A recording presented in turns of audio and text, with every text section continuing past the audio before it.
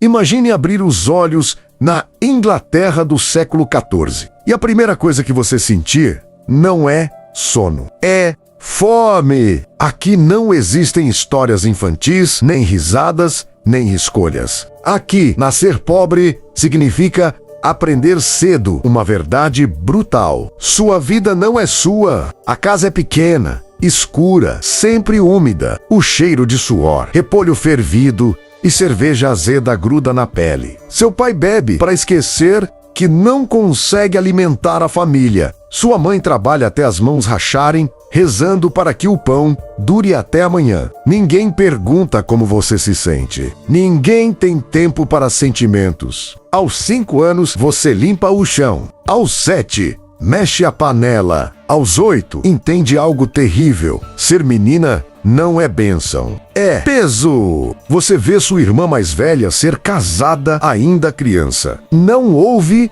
amor. Não houve escolha. Foi apenas uma troca miserável. Naquele dia, você aprende que filhas pobres são entregues ou descartadas. Seu pai começa a te olhar diferente. Ele te chama de bonita, não com orgulho, com medo. Na Inglaterra medieval, uma filha bonita sem dote é um problema, e problemas precisam desaparecer. Aos 12 anos, homens velhos começam a te avaliar como mercadoria. Observam seu corpo. Perguntam por uma dote que sua família não tem. Seu futuro vira uma vergonha econômica. Então, surge a solução santa, o convento. Homens da igreja chegam com palavras suaves. Prometem comida, teto, salvação. Dizem que você servirá a Deus. Em troca, o convento receberá ajuda. Seu pai assina um documento que você não lê. Ele nem olha nos seus olhos. Até brinca dizendo que,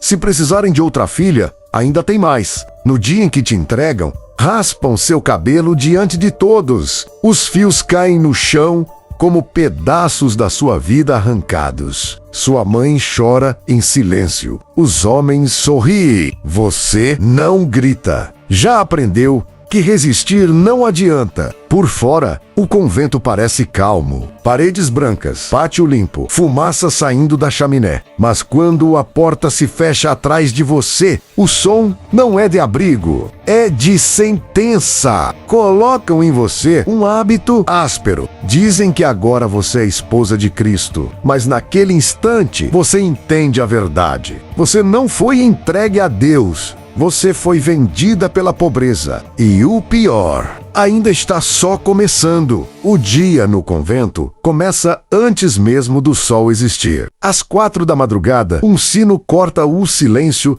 como um golpe direto na cabeça. Não desperta, ordena. Uma noviça te chuta levemente o ombro. Acordar devagar é punição. Ninguém pergunta se você dormiu. Aqui, ninguém dorme bem. O chão está congelante. Seus pés descalços tocam a pedra úmida. Você reza meio acordada, de joelhos, enquanto a fome morde por dentro. Do alto de sua cadeira, a abadesa observa. O rosto dela é duro, esculpido por anos de poder. Ela acredita menos, ou finge acreditar, que o sofrimento purifica, que a dor aproxima de Deus. E aqui, dor nunca falta. O trabalho começa ao amanhecer e só termina quando o corpo treme. Você limpa corredores intermináveis, esfrega pedras até os dedos sangrarem, carrega água mais pesada que o próprio corpo. Enquanto isso, do outro lado do pátio, os sacerdotes comem pão quente e carne. Abençoam seu esforço, sem mover um músculo. A comida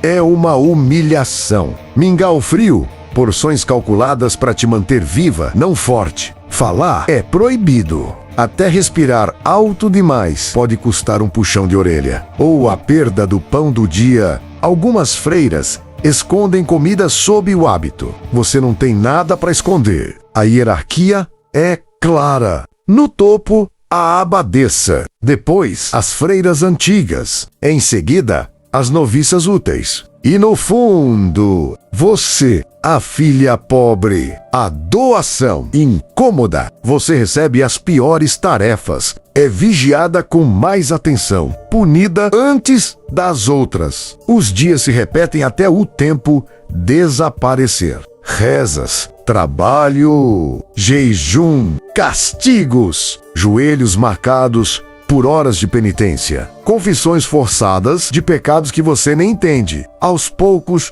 surge a dúvida proibida. Isso é fé ou apenas uma prisão bem decorada? Aos 15 anos, tudo piora. Um decreto do Papa menos periculoso fecha o convento para o mundo. Os portões são selados, as janelas vigiadas. Não há saídas sem permissão. O mundo lá fora deixa de existir. Você já não é uma menina presa. É propriedade permanente. Algumas aceitam, apagam por dentro. Outras sussurram planos de fuga. É assim que você conhece a irmã Leonor, enviada para cá por uma família rica que não queria dividir herança. Ela sonha com ar livre, com caminhar sem pedir licença. Uma noite você a ajuda, uma distração mínima, um manto roubado, um portão mal fechado. Ela corre para a escuridão. Ao amanhecer, falta uma. O sino não chama para rezar, chama para punição. E você sabe,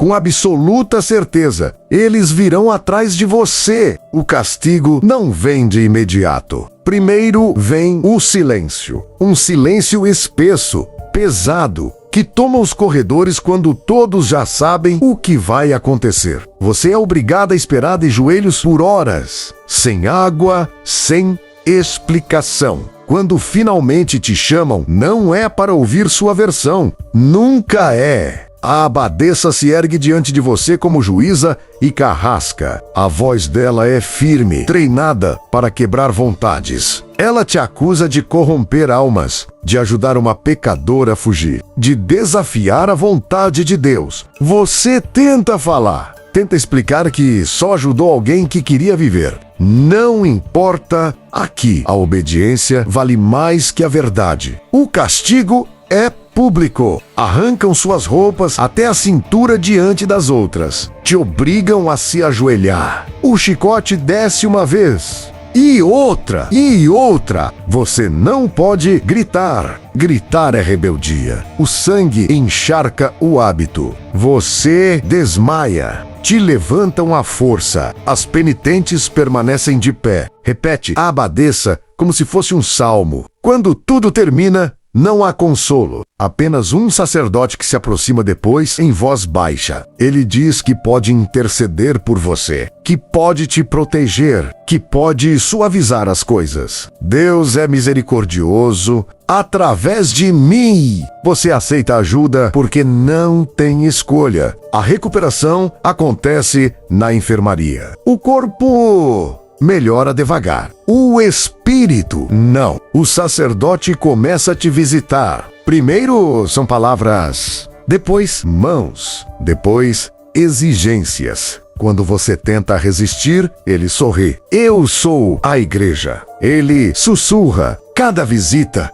vira abuso. Cada abuso vira culpa. Uma culpa que não é sua, mas que te obrigam a carregar. Você começa a entender o convento. Ele não é um refúgio, é uma estrutura de poder. A abadesa negocia terras com nobres. O sacerdote compra silêncio com medo. As freiras sabem, mas se calam. Calar é sobreviver. Então seu corpo muda. Enjoos, tonturas.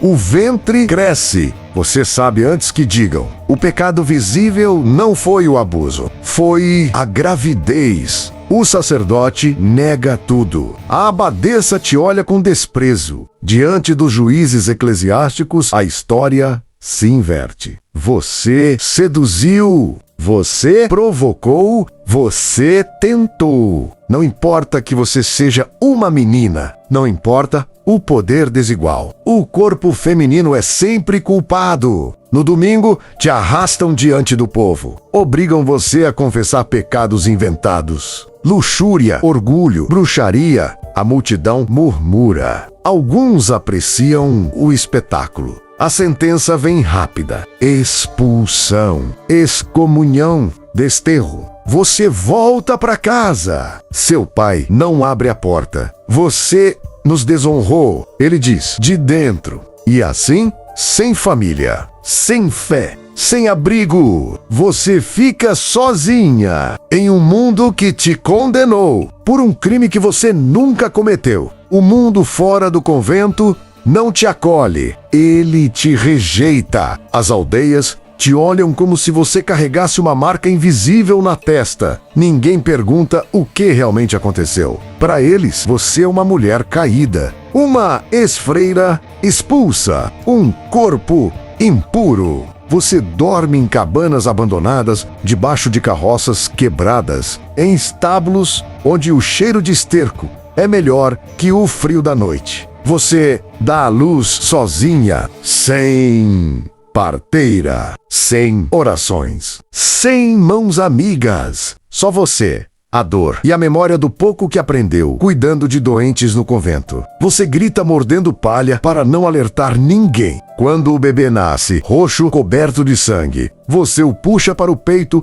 com mãos trêmulas. Ele chora, ele vive. E naquele instante, você decide algo simples e feroz. Ele não vai herdar o seu silêncio. A vida vira uma sequência de dias de fome. Você rouba pão duro quando pode. Ervas selvagens substituem refeições. Lava roupas alheias por migalhas. Ensina seu filho a ferver a água, a não confiar, a correr quando alguém grita. Ele aprende rápido, rápido demais para a idade que tem. Aos 27 anos, os rumores chegam antes da doença. Dizem que nas cidades, as pessoas morrem em poucos dias, que surgem caroços negros no pescoço, que padres abandonam paróquias, que carroças cheias de corpos cruzam as estradas ao amanhecer. A peste. Quando a febre te alcança, você sabe, o corpo dói como se estivesse queimando por dentro. As articulações incham, a pele escurece. Respirar vira esforço. Você tenta afastar seu filho. Empurro em direção à porta. Grita para que ele fuja. Ele chora. Se agarra a você. Ele não entende a morte. Só o abandono. Os dias ficam confusos. Você lembra de sinos, de chicotes, de orações vazias e, no fim, entende algo com clareza cruel. Nunca foi Deus. Sempre foi poder.